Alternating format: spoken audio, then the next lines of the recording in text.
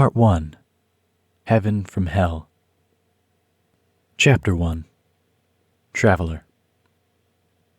2106 AD. Present day. 3 years after the arrival of rogue planet G9615.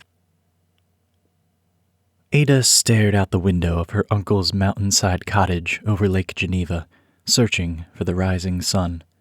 An overlay in the corner of her vision indicated it was 7:30 in the morning. She had hoped to catch a glimpse of light, but the world was pitch black. Satellite data predicted that shortly after dawn, a break in the clouds would illuminate the city of Geneva, several kilometers to the south. For a few hours, their solar panels would collect that precious sunlight, storing it to later ration it out for food production, emergency response, water filtration, and other vital services. Each burst of life was like the post-mortem spasm of an animal's limbs, an illusion of rejuvenation to fool those who didn't know better. Ada knew better. She looked up at the featureless sky, too dark even to make out the texture of the impenetrable clouds. The predictions were wrong. There'd be no relief from energy austerity this day. Typical. She should have known better than to hope. With a sigh, Ada tapped the side of her head, behind her left ear. As her implanted augments powered on, she sat alone in the dark, surrounded by a black void. This transition always made her feel like she was floating in space. But in space, there would be starlight and the deadly chill of vacuum. Here, there was nothing. Intellectually, she knew she sat comfortably in a chair in Ezrin's house, but as she waited for the virtual environment to boot up, her augments blanked out her entire visual field. Her haptics blocked out all sensations of the room she sat in. No temperature, no touch, only darkness. She focused on breathing, as though trying to maintain a meditative trance. She preferred nothing over the memories that haunted her, but they could only be kept at bay for so long. Come on, she said, growing impatient. These augments were so slow. Ada was long overdue to upgrade hers, but the past few years' iterations cost more than she could afford, and her crypt savings were already draining too fast for comfort.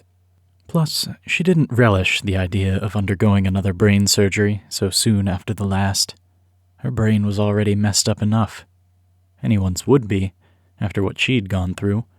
War, loss, upheaval. But for Ada, the trauma was excruciating in its clarity. Right on cue, the memories of that fateful day overlaid themselves atop her empty visual field. She experienced it all with perfect detail, as if she were back in her 8-year-old body, looking on the grisly scene with once innocent eyes.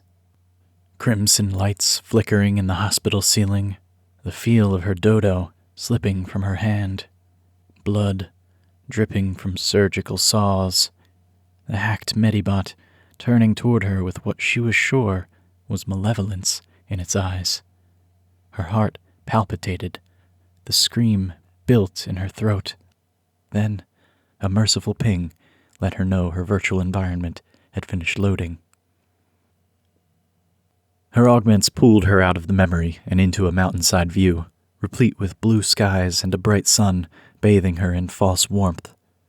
Ada took a moment to calm herself down, watching a flock of starlings as it coalesced over the distant forest. The view drained the tension in her stiff neck muscles.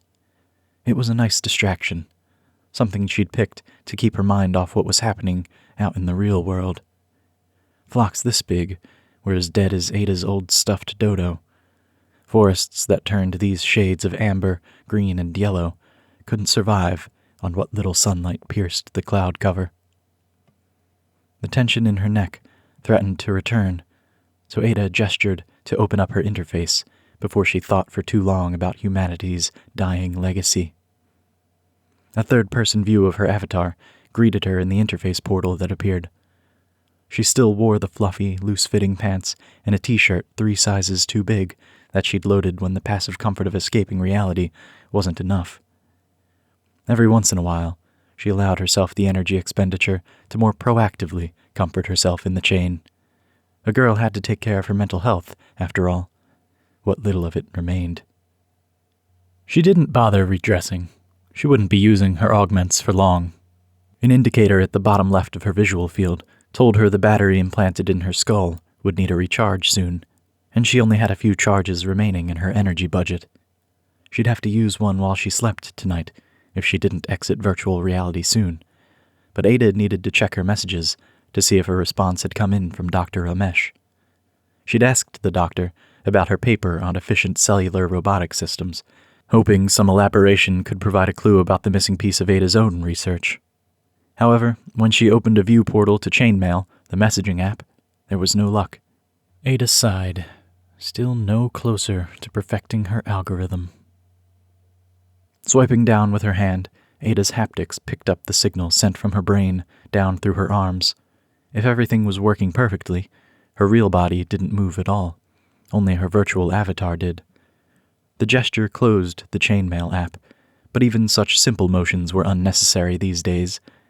The augments released last month by the St. James Unity could be controlled with nothing more than a thought. The Unity continued to make impressive advances in artificial intelligence and neurointerfacing. Unlike most organizations, they had both the energy and the willpower. Despite not having any physical presence, the DAO coordinated millions of individuals, channeling their efforts to make a positive difference in the hell that Earth had become. Ada admired that even while most of humanity retreated into the chain to hide from the insurmountable heap of problems, a small portion still held on to a shared dream of progress. Ada wasn't one of those people. Earth was fucked, as far as she could tell. But she still had responsibilities to her family. She couldn't miss her child support payments to Lakaya, nor the energy bills that both she and Ezrin incurred. She also needed a bit of crypt for herself, spending money to prevent her life from devolving into a depressing monotony that would make scavenging in the wastelands seem appealing. New augments might help her earn more, but they'd only pay for themselves over time. If she wanted more crypt immediately, she'd have to publish her latest research. It would pay well. After all, she was still living off the income from her last publication to be accepted into the Ledger of Insight. That had been 7 years ago. Ada opened a new portal, instinctively drawn back into her work, despite her intention to quickly power down her augments. She glanced at her latest diagnostic simulations. With the results she'd been producing, the improvements she'd made to her initial algorithm would be an important breakthrough in the swarm intelligence field. It would change the way bots of all sizes coordinated and reduce their energy overhead by up to 20%. However, the algorithm had a fatal flaw. The swarm had blind spots, and Ada couldn't figure out how to plug those holes. She could publish now and start earning her royalties, but the research would only be good. Ada wanted it to be perfect. Focusing on short-term gains at the expense of long-term stability was how the world had declined to this sorry state to begin with. Ada refused to accelerate that problem. She didn't have to. She was so close. If she could just solve one final issue. The low power indicator flashed, and she dismissed her work. Ada couldn't let herself get sucked in again. She moved to the balcony and gripped the metal rail, then closed her eyes and tilted back her head. The metal was hot from baking in the virtual sun, but Ada's haptics filtered out anything above her pain threshold. She looked up, directly into the sun. No matter how good simulated reality became, the sun was one thing it never seemed to get right.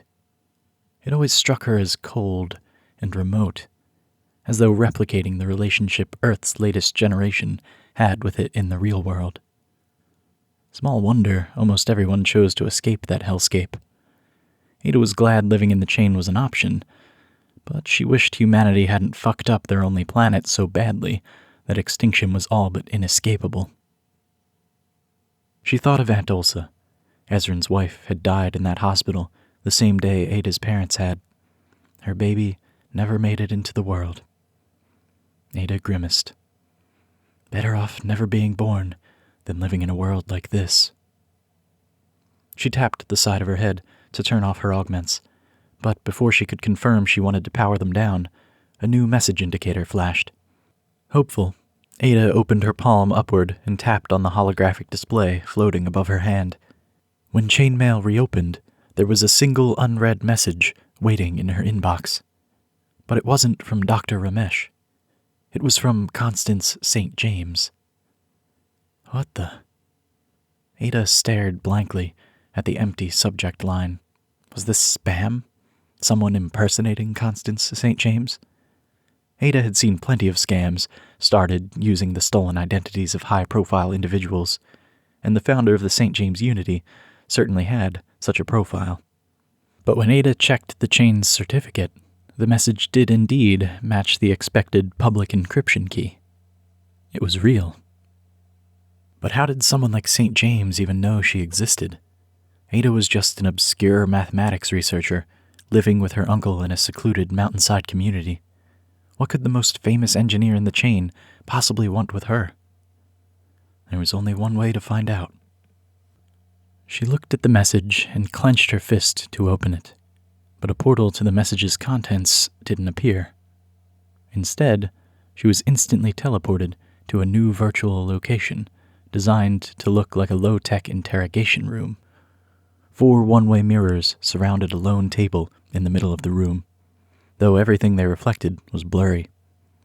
One didn't need such antiquated forms of secrecy to monitor someone in a private virtual space, but they imparted what Ada assumed was the intended effect. She felt like she was being watched from every angle. "What's going on?" Ada demanded, looking in turn at each of the opaque windows. She was the only one allowed to manipulate her avatar, and she certainly didn't give consent to be taken from her home environment. Ada gestured to open her interface, but her transportation controls were disabled. She was trapped here. Panic set in.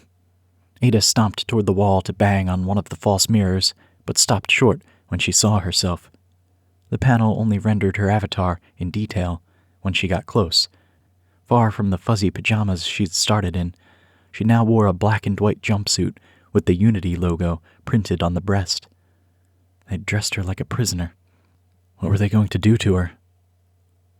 A woman's silky voice sounded in the room, distorted and crackling as though it had come through an old speaker.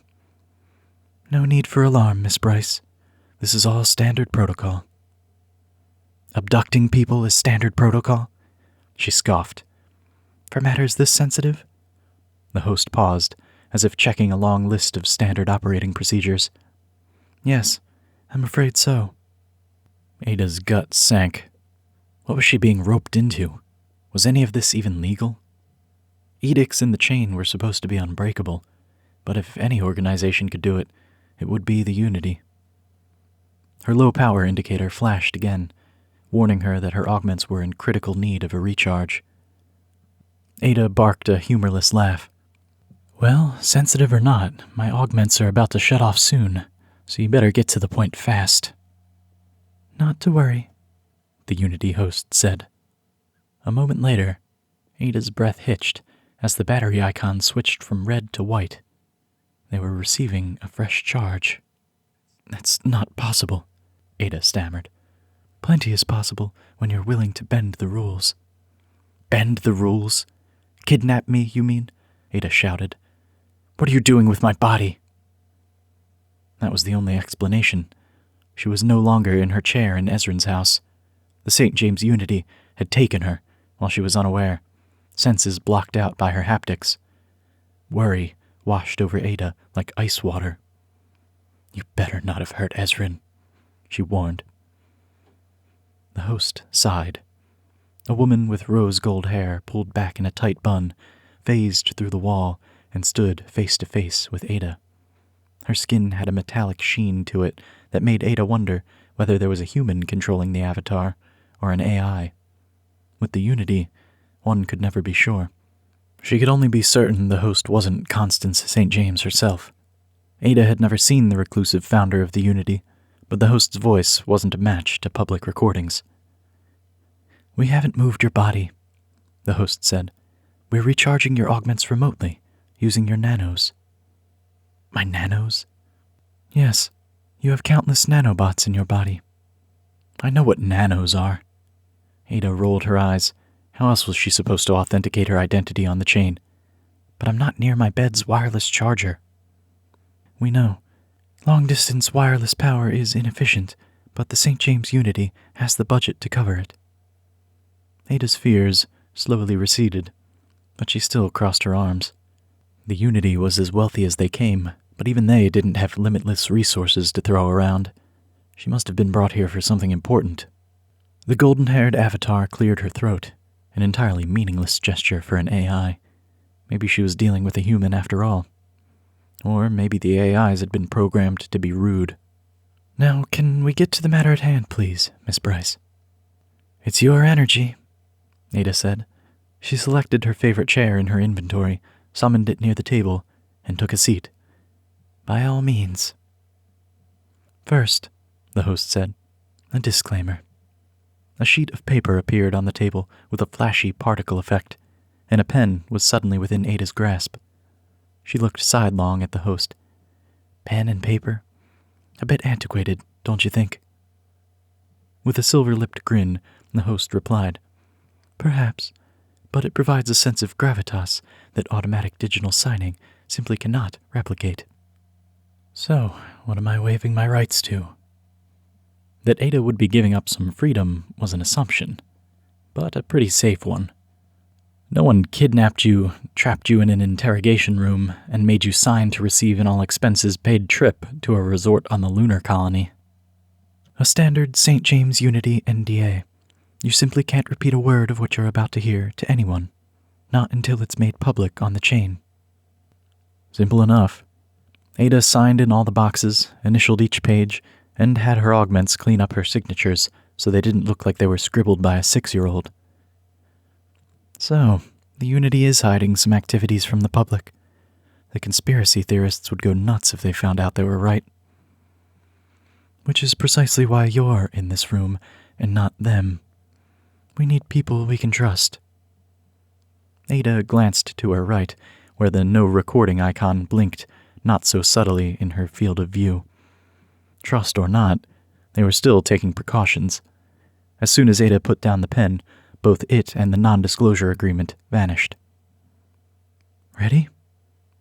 Ada cocked her head. For what? The fluorescent lights dimmed. Then, the universe materialized before Ada's eyes. She gasped at the hologram, taking in the patterns of stars. No, galaxies, arrayed in clumps along the space-time fabric. At this scale, the organizational effects of gravity reminded her of scans she'd seen of neuronal structures. It was as if the entire universe were one 14-billion-year-long computation, running through the mind of a vast supercomputer. Goosebumps formed on her arms. What would that make of the people living within that computation? Would they really be alive? Or would consciousness be just another subroutine executing in the universal computer? Ada caught herself before getting too absorbed into the mire of simulation theory. For a moment, the display stood still. Then the galaxies began flashing past her, as though she were traveling through the universe at superluminal speeds. Impossible in reality, but anything was possible in a simulation. She zoomed through the infinite blackness of space, past entire galaxies the size of fireflies, between binary stars and exploding supernovae, until reaching her destination, the Milky Way. Home. From beyond the spiral arms, there was no way to tell which sun was theirs. As if reading her thoughts, and for all she knew, it could be. The hologram outlined Sol with a red border and centered it on the table in front of her. The entire display shrank until it fit above the tabletop, but continued scaling down toward Earth. Ada felt as though she were falling into the display. When the motion finally snapped to a stop, the specks of light still seemed to lurch away from her, an artifact from the visual cortex. Her augments could provide her with any experience, but they couldn't fix human neurology. That was a shame. Even if humanity got a second chance, they'd only screw it up and need a third. Ada rubbed her eyes. What am I supposed to be looking for here? So far, she hadn't seen anything you couldn't find in a basic educational link about the solar system. Wait for it, the host said. I'm sick of waiting, she said, and stood up. Ada seized control of the simulation. She thought it had been a still image, and only their perspective was changing, but she was mistaken. When Ada magnified the image to get a better view of Earth, its perpetual cloud cover roiled in the atmosphere, and defunct satellites and shimmering debris orbited the planet like flies buzzing around a corpse. This was a real-time visualization of a dying planet. Ada curled her lip and zoomed back out, the sight of humanity's failure reminding her why she preferred being absorbed in mathematics. But from this new perspective, there was one celestial body that moved at a different rate from the rest. A dark sphere, traveling at incomprehensible speeds through the Oort cloud surrounding the solar system. What is that? Ada muttered. Ah, you've noticed it, the host said. Allow me to shed new light on the scenario. She updated the visuals to include infrared. Ada really hoped there was a person on the other side of that avatar. The world was unbearable enough without AI making bad puns. Still, the addition of IR had helped. Now she could tell the dark object was rotating, as it had a dull red hot spot on one side. Each time that side pointed toward Earth, the red flashed to a brilliant white 2 times in quick succession, then faded back to red. What the? Ada puzzled over the sight, drawn in by the mystery. She was no astronomer, but she knew this was out of the ordinary. Is this in real time? No. Each rotation takes place over approximately 22 hours. I adjusted the playback speed so you can more easily understand what's happening. When did this start? Over 6.5 years ago. 6.5. Ada took a deep breath. And the Unity has known about this since it began, yes. Of course. She should have known better than to blindly trust a giant organization. It was only made of people, after all, bound to betray you at some point. How did you get this data, anyway? The host made eye contact with Ada and held it for an uncomfortably long time. The rest of humankind may be squabbling over what remains down among the dirt, but Constance St. James knows the value of looking up toward the stars. Our satellites detected the anomaly as soon as the light reached Earth. Fortunately, that was all that reached Earth. We believe each of the flashes represents the firing of a massive projectile. Ada's breath caught. A weapon? More like rocket science. Watch. The visualization sped up until the flashes of light seemed continuous. Then, all at once, they ceased.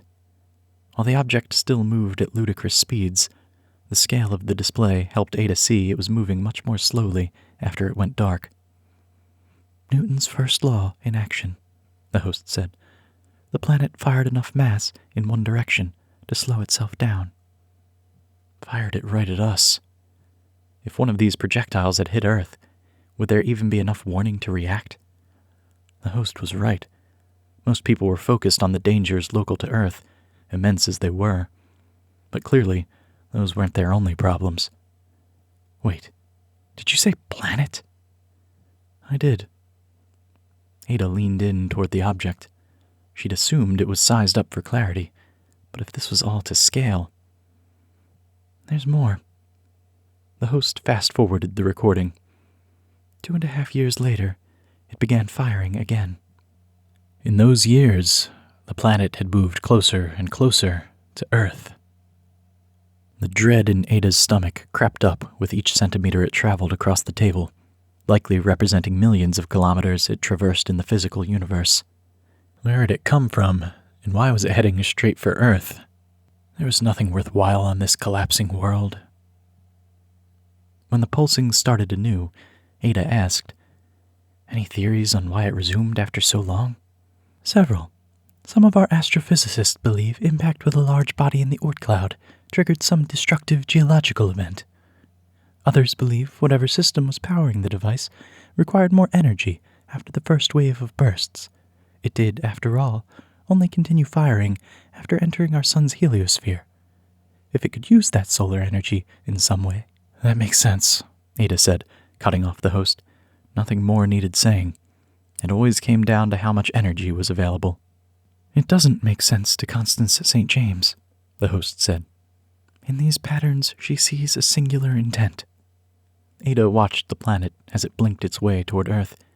By the time it stopped again, it was moving slower still. It's coming to a stop, she said. Indeed, which is why we must respond. That is why you are here. A flurry of questions raced through Ada's mind, but she looked back at the solar system. The inner planets circled the sun at a dizzying pace, while the outer planets drifted around in lazy, sweeping arcs. All the while, the newcomer zipped inward, moving faster even than Mercury. Even at this new speed, the rogue planet outpaced every other celestial body in the area. There's no way it can slow down in time.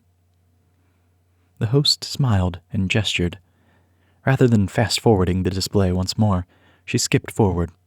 It took Ada a moment to locate the object of interest, now so close to the solar system it was practically within it.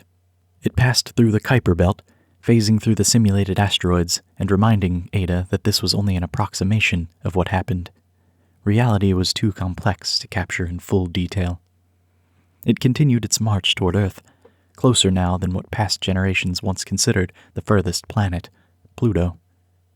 Then, the host slowed the simulation down to real time, and the planet exploded. Ada gaped as the black sphere's infrared signature flashed pure white, releasing too much energy for the satellite's sensors to capture.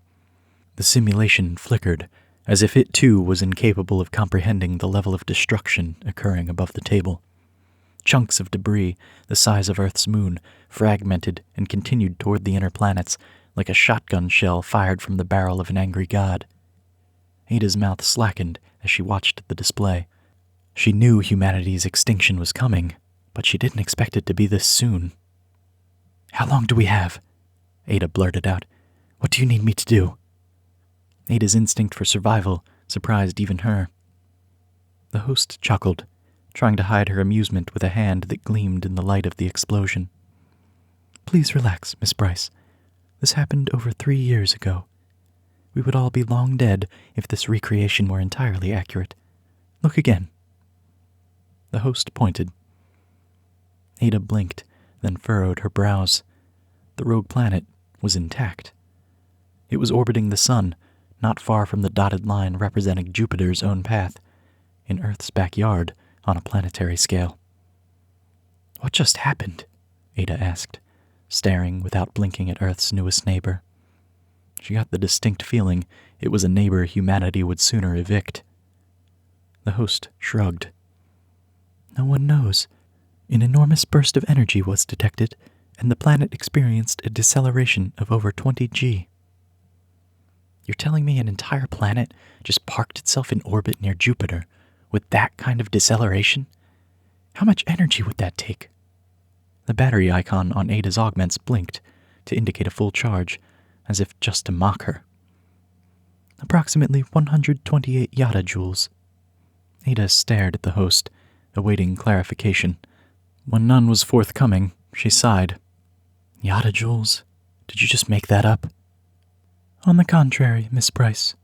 That is the official unit for 1 septillion joules, according to the Ledger of Insight. Or, if you prefer, 128 yada joules is equivalent to 30 quadrillion tons of TNT. Right. Ada pinched the bridge of her nose and turned away. Following the guidance of Occam's razor, Ada concluded there could only be one explanation. "This is a joke. An elaborate, practical joke." "That's an understandable reaction, Miss Bryce. You are not the only one who felt that way, but I assure you, this is serious." "There are others?" She whirled on the host. "Who else?" "I cannot say." "Why not?" Ada demanded. "They've signed the NDA, right? Get them in here, so I know I'm not going crazy." "The whole world has collectively gone crazy, Miss Bryce. Constance St. James is trying to snap some of you out of it."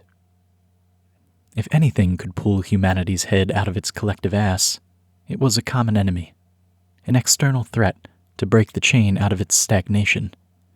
But of all the people who could have been chosen to meet that threat, why drag me into this? What the hell am I supposed to do? Only Constance St. James can answer that. You'll be hearing from her shortly. The host held up her hand, and the holographic display shrunk down to a point, then disappeared. The lights raised. A piece of paper materialized in the host's palm, then hovered toward Ada, who reached out and grabbed it. Her haptics were sensitive enough for her to feel the feather-light weight of the paper, but the image printed thereon was grainy and out of focus, a blotchy, cratered orb with a patchwork of geometric patterns tracing the surface. For all their advances in technology that allowed them to virtually escape from Earth, anything regarding space and actually leaving the Earth had been sorely neglected. Humankind was trapped here, waiting to die. And holding this image in her hands gave Ada a visceral sense that the rogue planet whose journey she'd witnessed had accelerated that process. Ada took a deep breath and closed her eyes. When she opened them, she was back in her home environment, wearing her pajamas again, though she still had the image of the mysterious planet in hand. She blinked, her heart still hammering in her chest and her mind racing. 2 new messages appeared in her inbox. She opened the first one, from the Unity. It listed her as a new member of the DAO and granted her the ability to charge her energy expenditures against the Unity's ledgers. Virtual freedom from energy austerity? Ada blinked in shock. She felt as though she'd lived her whole life with shackles around her ankles, and the Unity was dangling the key before her. What was the catch? She opened the second message. It was from Constance St. James, and it only contained a single word, handwritten and unmodified to provide a personal touch. Interested? Ada laughed. You scratch my back, and I scratch yours? She looked down once more at the picture, then opened up the interface and sent her response.